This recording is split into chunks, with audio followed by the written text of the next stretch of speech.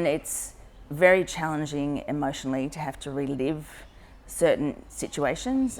So I can understand why a lot of veterans steer clear of going through that process. But the more that we do it and get the help out there for people in need, veterans in need, the more we'll be successful in stopping this terrible trend of this veteran suicide and mental health issues.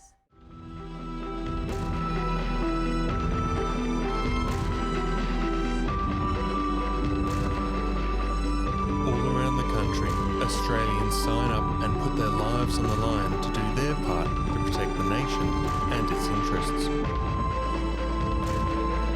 But when the day comes to hang up their uniform for the last time, it's the end of one chapter and the beginning of the next. In this series, we talk to some of our veterans about their life after service.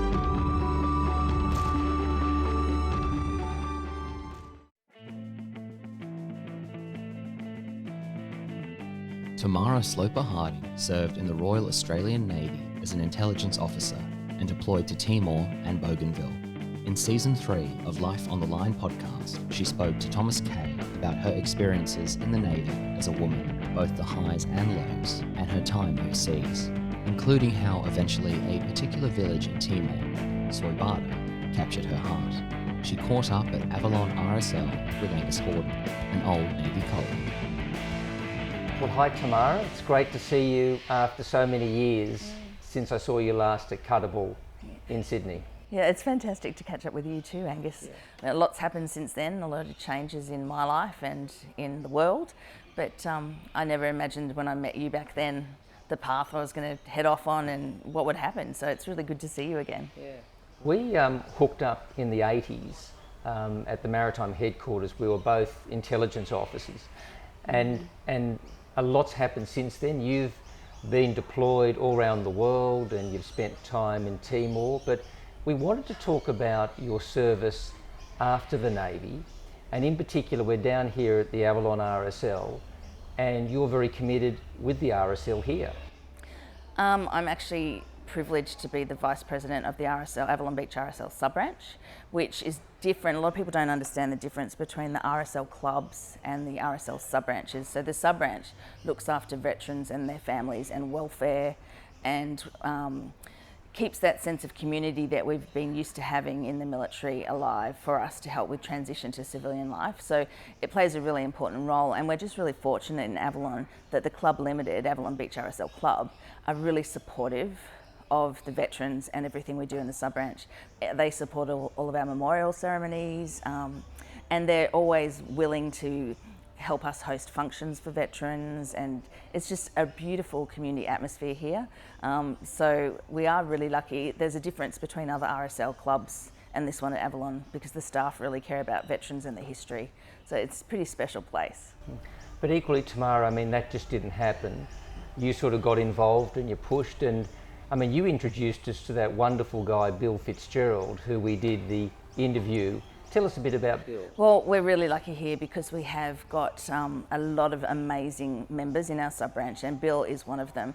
We have a fairly big connection to the diving community here at Pittwater because a lot of the Navy divers did their training up here, so they often retire up to this area when they leave the service. And Bill had the most incredible life with amazing stories, and he's such a gentleman. He's a pleasure to be around, and we're really privileged that he's here in our sub-branch. And yeah, his podcast, listening to his stories in his voice, it's just inspiring. And yeah, I love Bill. He's a special guy. Yeah, lovely guy. And you were saying there's lots of guys and girls like him up here, and they're too humble to tell their story, and they all have a great story to tell, and that's what you've been developing.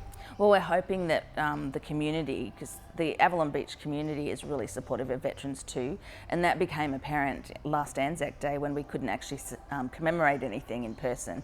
And one of our local women was making the white crosses, and we put the crocheted poppies on from the lovely ladies who sit down here at the RSL club and crochet the poppies. We did all these amazing things, and people came out in their driveways, and just the support from the community for veterans was really, really touching. So the schools here are really involved with the veterans, and that's actually how I ended up getting so involved at the RSL, because they were looking for young veterans, and I was young back then, a few years ago, Still quite young, Tamara. to come and speak to school kids, to give them an idea that veterans aren't all just World War II gentlemen, that there's a variety and a real difference between what you think of as a veteran nowadays, especially with some of the guys coming back from the Middle East. We've got some very young members in our sub-branch, and we need to provide the support for them when they come home, because we don't want a repeat of what happened after Vietnam. And our veterans are really struggling to transition into civilian life, and so that's what we have to do at the sub-branch level, to help them through that, look after their families and make that transition a little bit easier, because it's tough. It's even for me as a woman, when I first sort of became a stay-at-home mother, I didn't have anything to talk about to the other mums at the school gate, because my experience of life was so different to theirs. And this community here at the RSL makes that a little bit easier to cope with, because there's someone who really understands what we've been through in our service life. Yeah, it's an important job. So Tamara, besides your work with the RSL, tell us about the other things that you're doing. Well, it's almost one of those things that once you get involved in the veteran space, you keep meeting more people who are also doing good in that area, and it draws you into other organisations, and that's the key for us, to try and link up people with the right services. And at the moment there's so many different ESOs in Australia, it's very difficult for veterans to know where to go for help. So through my contacts, like some of my classmates from ADFA and from HMS Creswell, they're all involved with helping veterans now too. So I've recently been asked to be on the board of Carry On Victoria, which is an amazing organisation with a strong history of looking after veterans, homeless veterans, veterans in financial difficulties, that sort of thing. So it fits in really well with what we're doing at the RSL. And the strangest one I've been involved in lately for someone like me is being asked to be part of the committee for the RAN Old Salts Rugby. I did play rugby occasionally when I was young. I didn't particularly want to, but it was the sport we were doing that day, and so I wouldn't class myself as a rugby player. I'd say I'm a very, very good supporter. My dad played rugby, and as a kid I used to watch him most weekends when he was home from sea. So it's all new to me being part of this community, but that's another area where the Old Salts want to help veterans, so that veterans aren't having to come in, say, to an RSL sub-branch or another organisation, I have issues, I need help. But through the connection through rugby, they can have that friendship group where they can be directed to the services they need. So everything kind of links up together. It's really great. So Tamara, someone comes back and they get involved with you guys at the club. The process then of actually trying to get help is actually a very daunting process. It is.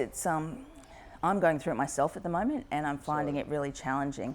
We have some amazing volunteer advocates here at our sub-branch and at the Veterans Centre at DY as well, who help us through the paperwork, because I've got a pile this thick that my GP has to go through assessing any injuries from my service time, and it's very challenging emotionally to have to relive certain situations, so I can understand why a lot of veterans steer clear of going through that process. But the more that we do it and get the help out there for people in need, veterans in need, the more we'll be successful in stopping this terrible trend of this veteran suicide and mental health issues. Yeah, because the paperwork and the processing is just so overwhelming that it can just totally put people off and make it counterproductive. Yeah, which is so sad. It is. It's really difficult, and I'm not coping that well with it. But I find by devoting myself to helping others through the veteran space, it keeps me going and makes it seem worthwhile to me. So Tamara, what I'm trying to understand is that you're a mum of 4 kids, and you're involved with the RSL and Carry On and the church.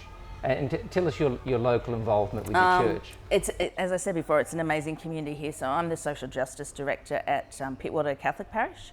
And that again, it ties into all the other areas of interest that I have. So I'm on the board at Marta Maria Catholic College as well.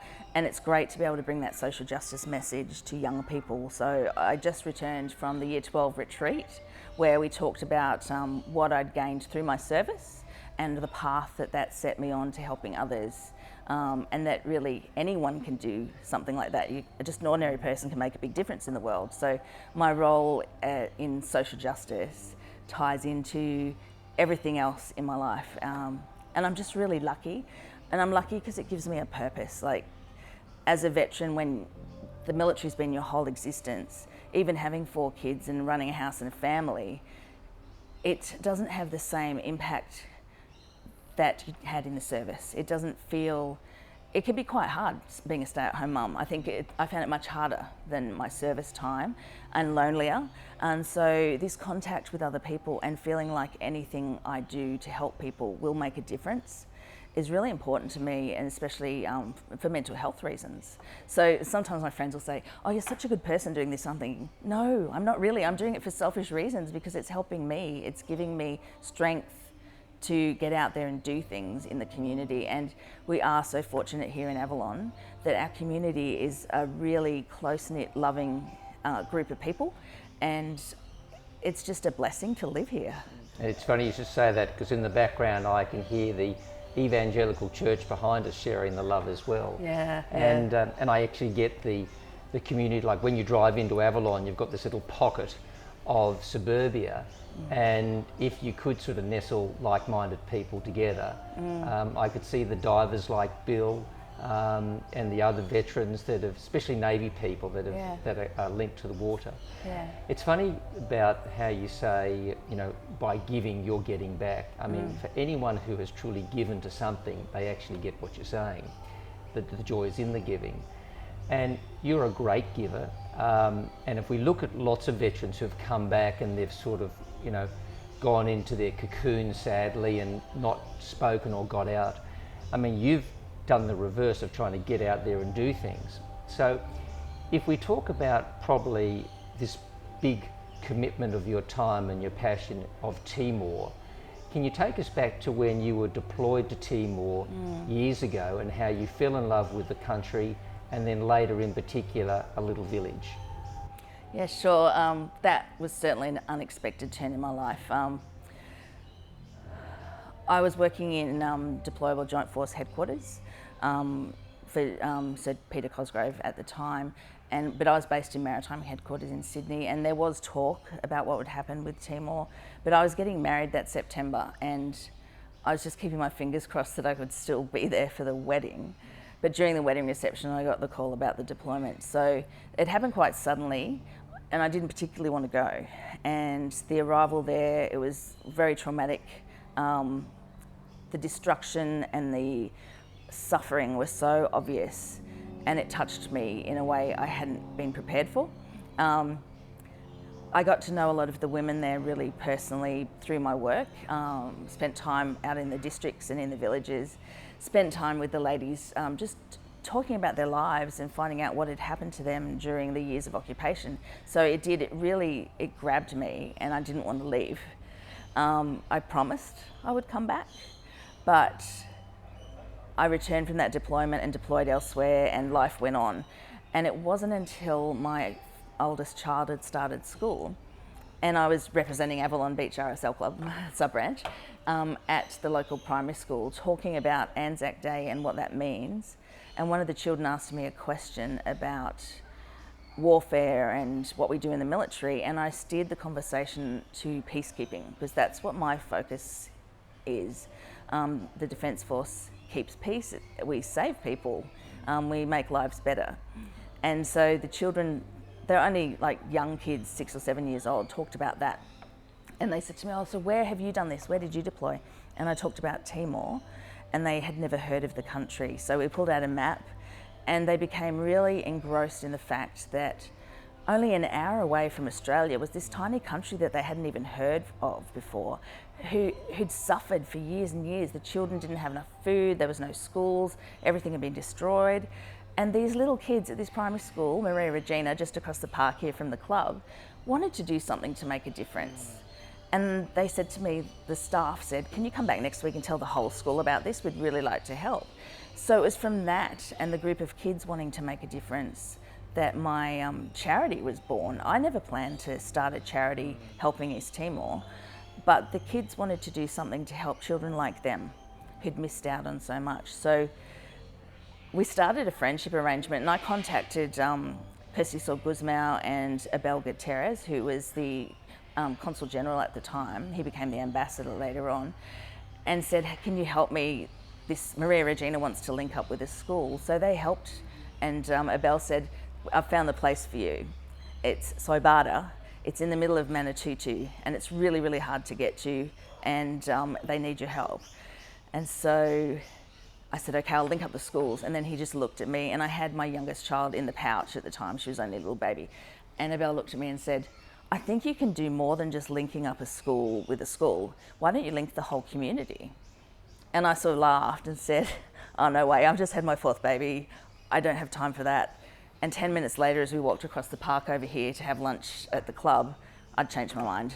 I should probably talk to Adrian, my husband, first, but it was just such a compelling thing to hear about the need that was still going on all these years later. After Interfet was there in '99, and this was years later, the help that they needed. So we started just with Maria Regina, and then local surf clubs heard about it and different organisations wanted to help.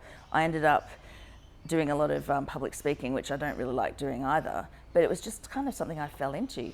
And then other schools asked if they could be part of it. At the moment, Barrenjoey High, just up the road here, they've just joined us, and Mother Maria Catholic College, some of the public schools, Sacred Heart at Mossman's even become part of it. So it's incredible. So not just the schools that I'm personally involved in, they're all hearing about it. And I figure that's how you can change things. If we teach the youth about their ability to change the world, that's how we'll make a difference. So Tamara, had you actually been to this village before? No, and I think that's one of the special things about my feelings about Soibada now. In the deployment, I did travel to a lot of districts, but I wasn't part of the group that landed in Soibada. Many of my friends were. So now for me to visit that village, it doesn't hold any bad memories. It's just got the charm and the love in it that I felt everywhere else. It's a very significant village in Timorese history because it was settled by the Jesuits when Portugal were there hundreds of years ago, and the first school and college was built there. And it's the school where all the leaders of Timor went. So Jose Ramos Horta, Janana Guzmao, they all went to school in Soibada. So it's a really special place to the people of the country. So what happened during the fight for independence, a lot of these young men went back to Soibada to hold their meetings and their planning and everything. So it's a very central, important place. I felt really privileged to go there. But I think the fact that I didn't serve there in the military makes it easier for me to be there in a different role. It doesn't have any of those bad memories. So how do you get to this village? Well, it's got a bit easier in the last few years. We've been visiting now for about 12 years. Originally, the first trip, it took 17 hours to drive, on four-wheel drive through the jungle, just dirt roads. And I thought, why did they send me here? That's a long time. It was a long time, but yeah. After we got there, we realised, because we didn't know where we were going, that our driver had actually driven around the entire island and gone the long way because he wanted to drop some things off with his family on the way. So I since learned after that first trip that it only actually took 8 hours to drive direct from Dili, which was still a pretty harrowing drive. And one of my issues was from a car accident, vehicle accident I'd had in '99. I was very nervous on the roads. So nervous, in fact, that I would make the volunteers all get out of the car and walk if it was a really narrow, slippery bit of road. Since then, new roads have been completed in the last couple of years, so it only takes us about 4 hours to get there now. It's an amazing difference. They still tend to get washed away in the really big wet season, floods and everything, but it's not too bad trying to get up there now. And what are you doing for these people? Well, we've learnt a lot. I've learnt so much about what it is to help people. That first visit that we went to the village, we looked around, saw that they had no running water, no electricity, no toilets, and we made assumptions, as many privileged people do. Oh, we can help you, we can fix this, we can do that. And I quickly learnt that that wasn't the way to go about it. We had to listen to what the villagers were saying and what they needed help with. And they had to be the ones running the projects so that they had that ownership of it, that sense of empowerment back, because they'd had 25 years of occupation where they'd just been stripped of any power over their own lives. So part of what we wanted to do was help them help themselves, you know. So instead of us taking a lot of tradesmen over there to rebuild their schools, rebuild their classrooms, we're much better off funding training and getting the locals to do it themselves. So even during this year where I haven't been able to travel there, we've been paying wages for local builders to build the classrooms and the training centre. We've got a major project, a lot of it's focused on education, but a major project constructing a hospitality training centre with the local high school. The senior high school has become like a technical college because they need to provide jobs for the students afterwards. And there was this trend that everyone had to go to university. Well, there's not enough jobs afterwards for people, but Timor is such a beautiful place. Tourism is the answer for a lot of their problems. So we've just finished a training guest house so the students can learn how to wait on people and how to, you know, do the housekeeping of a hotel room, that type of thing. And we've almost finished the training centre kitchen. We still need to put in all the appliances, and I think we still need a roof. But fundraising during this time where we can't hold events has been absolutely the biggest challenge I have ever faced. I'm very lucky that we've been able to do a bit online, but without real events, I can't really make the money we need to support the further construction at the school. So that's one of our major projects. And for a lot of Australians who look at what we're doing as a charity, they need to see that physical building as a sign of what we've done. But in reality, it's the little projects that you can't see that have really made the difference and saved lives. And they've come about through the local community there too. The doctors said to us they were having trouble getting the women to stop giving birth at home. They wanted them to come to the clinic, but the women are scared to come to the clinic, and a lot of babies were dying. So we devised this incentive, and it's just a simple calico bag with, we had printed on it in Teton, the Timorese language, "Welcome to the world with love from Sydney's northern beaches." And in that bag, we will put a lot of baby supplies, things you need for a newborn, and a lot of the local women here in Avalon and the Northern Beaches crochet baby clothes, make blankets, and that is incentive to the women to actually come to the clinic. What's really funny about that is I walked into the clinic on my last visit and there was a folder there with my name on it. And they pulled it off, and every woman is made to sign for her bag.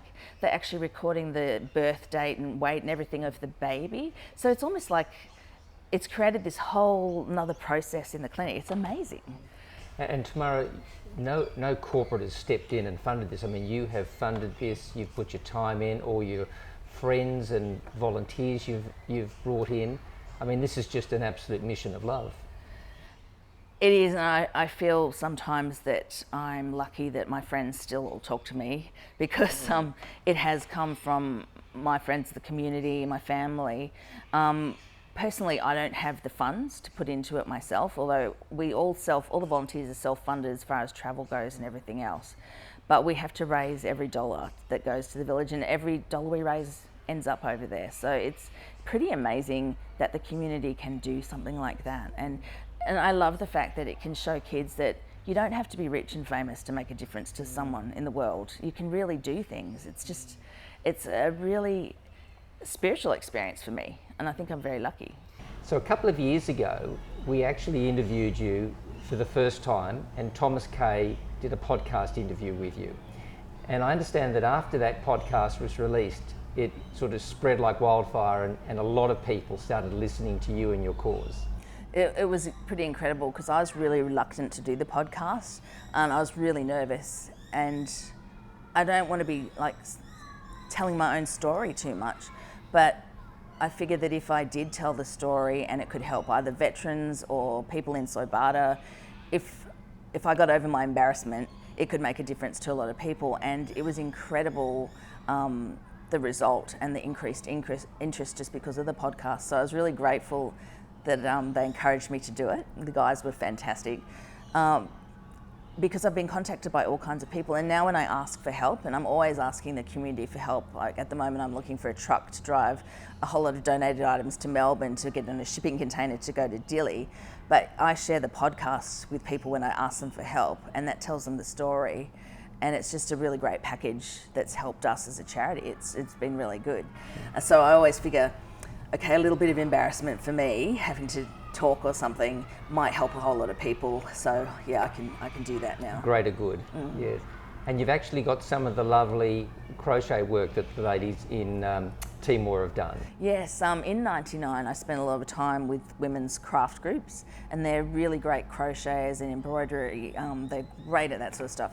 And I've recently had to dig it out because the War Memorial are creating a new exhibit with Timor memorabilia in it, and they said to me they'd like to have a look at the embroidery. So I've got these ones, and they tend to use really bright colours in Timor as well. So these ones were made in Dare and given to me by a group of lovely. women, and I've still got photos of us sitting there doing all this together, and they made me a beautiful fluorescent.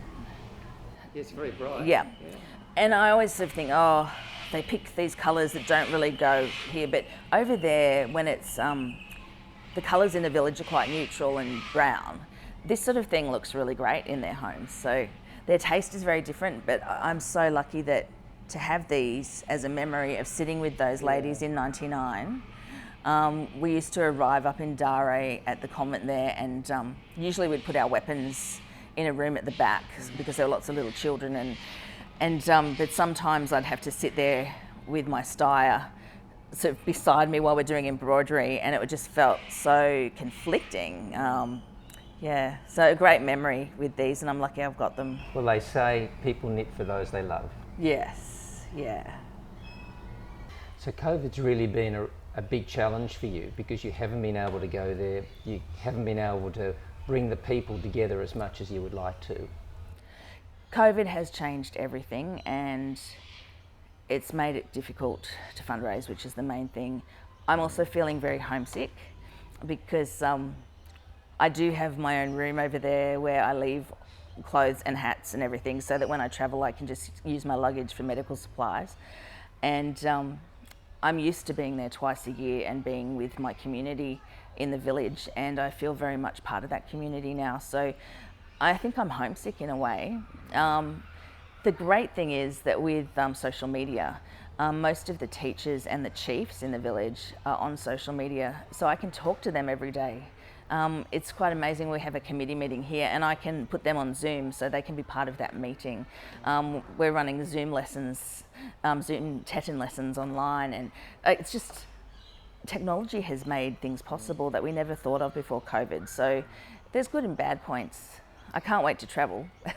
Tamara, can you give an example of perhaps a local person here who may have been perhaps a bit lost, and you've hooked them up with your Timor project, and how they've really got so much out of that? Well, it's interesting to look at it that way because personally I have. I was a little bit lost in my transition from the military until this captured my heart, and I felt really then I was fulfilling the promises I made. But a number of the volunteers that come forward, they want to be part of something bigger than just our lives here. And my husband Adrian says it's almost like they go to Soibada and have an epiphany and come back a changed person. We do get people that have gone back, 9 or 10 times. And it's so interesting, the different types of people they're drawn to helping. I think one of the most amazing ones was I was getting my hair done one day, and I don't do that very often, that's why I wear hats a lot. But I was booking four-wheel drives online, sitting at the hairdresser's, and my hairdresser said to me, what on earth are you doing? You don't drive, why are you looking at four-wheel drives? And I told him, and he said, I'm a bit of a handyman, I could help out with something like that. And I just looked at him and said, couldn't you teach what you do? And so he's run workshops in hair cutting over there, and that's one of the next projects that the principal of the high school wants as far as the technical college goes, is a hairdressing salon to train them how to do that, so that when we have tourists there could be he's called it a day spa, and I think that's amazing that they're thinking that far ahead. One day we've built a guest house so visitors can come and stay there, then they could pay to go to a coffee shop and a day spa and have a massage and all that sort of stuff. So I love the fact that the leaders in the village are looking forward to the future like that. And it's just amazing to be part of it. So Ian, our hairdresser, has actually done so much in that village during his visits. I would never have thought to ask a hairdresser to come originally. And there's other people who, especially veterans, who've been going through issues and they find their purpose there. It's just amazing, and it's such a positive thing for us. And I love the fact that the friendship link between this community and that community is an equal partnership. We don't want it to be seen as we're helping them. We're friends together and we help each other with our skills. So when we had the bushfires here, they were holding special masses for us in their church and praying for us here on the Northern Beaches. When COVID hit, I knew that my friends over there were getting together and thinking of us and praying for us and helping us. So it's just a lovely thing. It's a lovely relationship that we've got going. Yeah, isn't it funny, like with the COVID, it's been like the Western disease, and I can imagine your friends in Timor wouldn't have been at all affected by it, other than the fact that the isolation of you guys coming over. Yeah, and we have really missed that. And it's interesting, they set up COVID clinics in the village and they sent me photos, and it was beautiful to see the blankets that have been crocheted by the ladies here at Avalon sitting there in the clinic and people coming in and being looked after, all the testing being done. But they've been really lucky, they haven't had that many cases. The problem is the land border with Indonesia, but there's patrols there to stop people coming over, and they've got a good quarantine process happening. So Tamara, if we go back to your service, and you learned a lot, at ADFA and in particular the Navy, and how could you reflect how your service has really helped you equip your life after service? Because how did you just deal with Timor if you hadn't had this enrichment of training before? I think that the training and experience I got in the military, really difficult as it was in the late 80s, it was particularly difficult at the Defence Academy for women. But it was almost like after that, there was nothing to be afraid of anymore. And once you've been through that sort of thing, you really feel almost like I've got nothing to lose now. So it set me up like that, but also the contacts later on in my career and the networks that we form, that's really helped me with the Timor projects. I mean, it's amazing that a couple of years ago, my friends who were CEOs of different ships were able to take over an industrial washing machine for the clinic in Soibada on one of the ships, and it's just incredible that I can still get help from within the Navy to support projects there, and I love that collaboration, and you never lose those links with the military, so I'm pretty lucky. Some people say to me, why don't I go back in? But I think I wouldn't be able to achieve what I can in Timor if I was still wearing a uniform, because I couldn't just send a message to a senior officer saying, sir, can I put a washing machine on your ship, please? But I can do it as a civilian. And it's never quite the same. Like when you're serving, you're on board a ship and there's a mission to do something, and you fulfill that. And now this is the new stage in your life. So where do you go to from here, Tamara? Well, I need the charity to grow so it can become self-sustainable, and I have been told by a number of organisations that unless we create a really good structure that doesn't just include volunteers, we won't be able to last. So I think that within the next 10 years I've got to look at setting up a board and working out all those governance issues, because although we're a registered charity, it is difficult because out of our own pockets we're all paying for the admin and all the rest of it, and that probably can't go on forever. But I really love the fact that every cent we raise goes over to the village, so I need to keep that happening. But we're hoping that in the village eventually they won't need us anymore, because once they've got the schools built and the medical facilities all running, and some of the projects are just so unusual, like the surf clubs here come over and teach CPR in the village. That type of thing will continue, but they won't be needing our money to support them to develop anymore, because they'll have the tourists, they'll be making their own incomes. So I see the friendship relationship continuing forever, and it would be lovely just to continue the link between this area of Sydney and that part of Timor.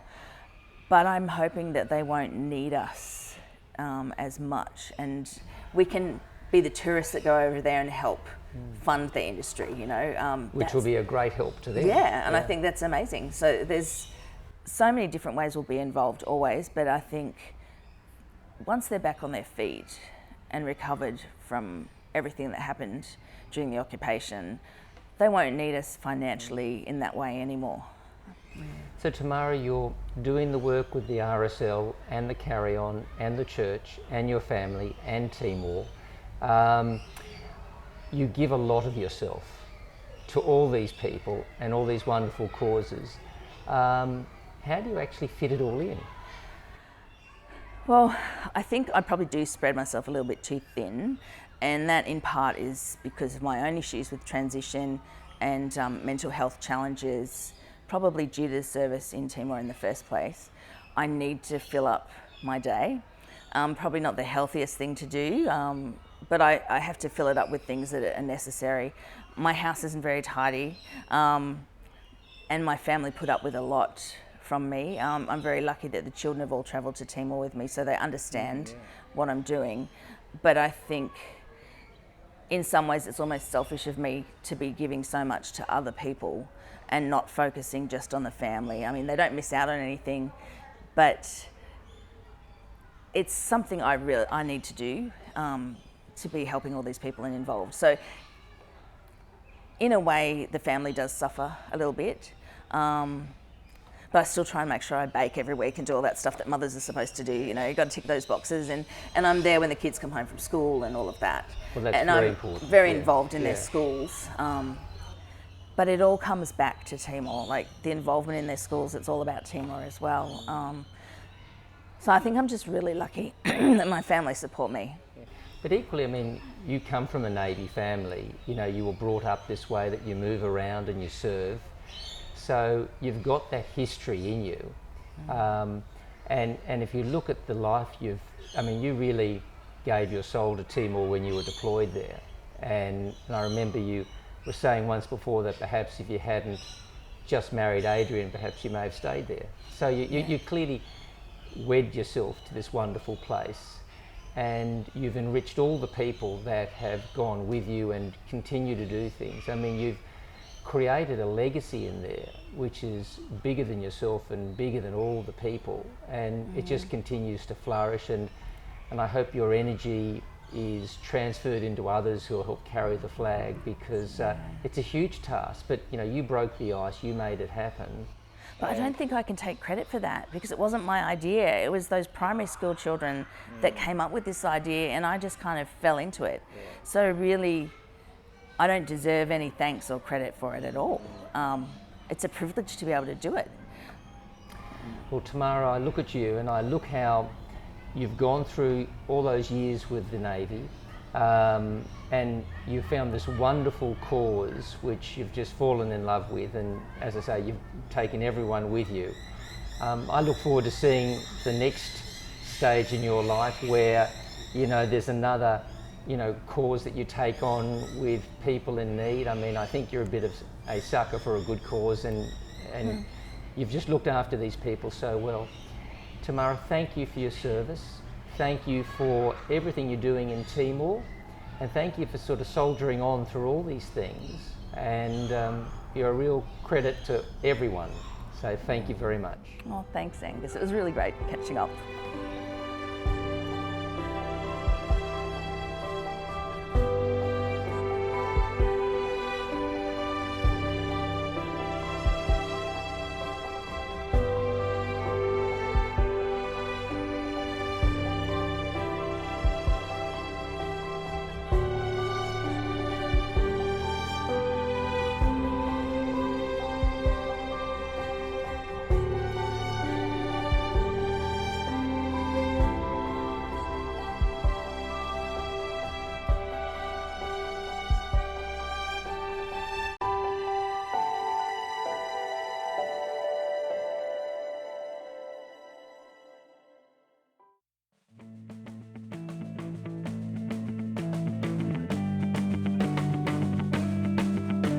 When the shots crack around you, you remember the high. But it wasn't excitement, it was just terrifying. The steel tore through clothing, mud walls, trees and flesh, as I emptied my mag towards nothing at best.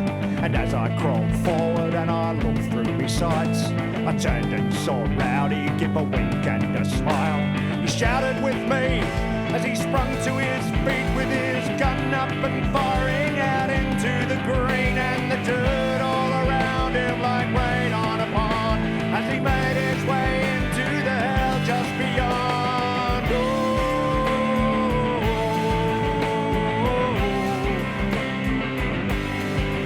Well, I've tried to believe